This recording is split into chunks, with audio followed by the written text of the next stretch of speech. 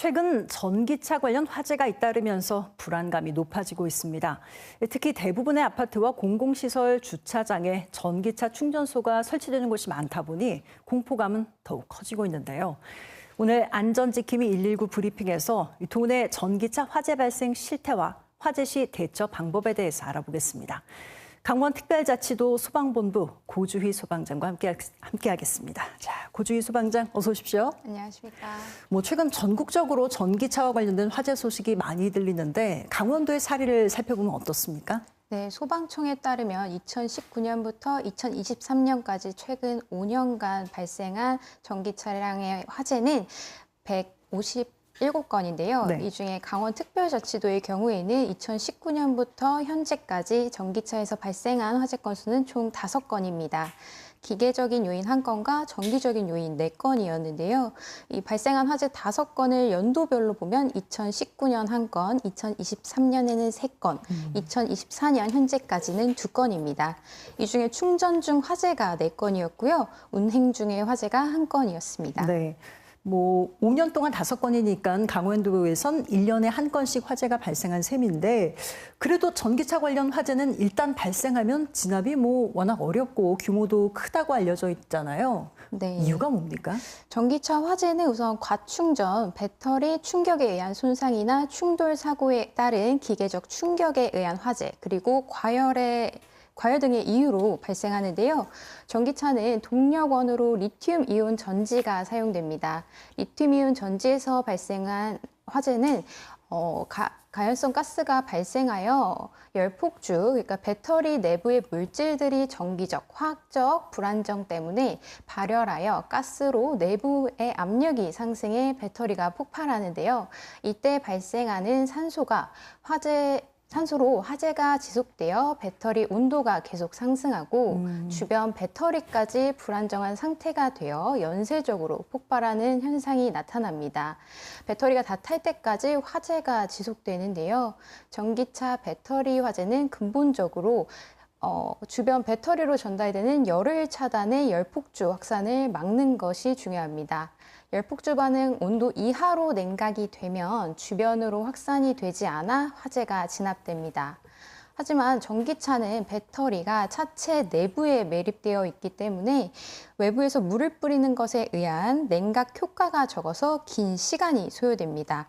현재는 상방향 방사 관창, 이동식 소화 수조, 질식 소화 덮개 등을 이용해 자동차 하부에 배터리 팩을 냉각하고 재발화를 방지하는 화재 대응 장비로 화재를 진압하고 있습니다. 네. 자료 화면이지만 화면만 봐도 좀 무시무시한데 더구나 이 전기차 충전소나 주차장이 대부분 건물 지하에 있는 경우가 많잖아요. 그래서 더 큰 피해로 이어지기도 하고 그래서 초기 대응이 뭐니 해도 제일 중요할 것 같은데 일반 시민들은 혹시나 관련한 화재를 목격했을 때 어떻게 대응을 해야 될까요? 네, 화재를 발견했을 때는 곧바로 119에 신고해 주시는 것이 가장 중요하고 또 신고하는 장소가 아파트 등 건물의 주차장의 경우에는 관리사무소에도 알리셔야 합니다. 네. 신고를 신고를 하실 때는 차종과 차량의 정확한 위치를 알려주시고 꼭 전기 차량임을 알려주셔야 하는데요.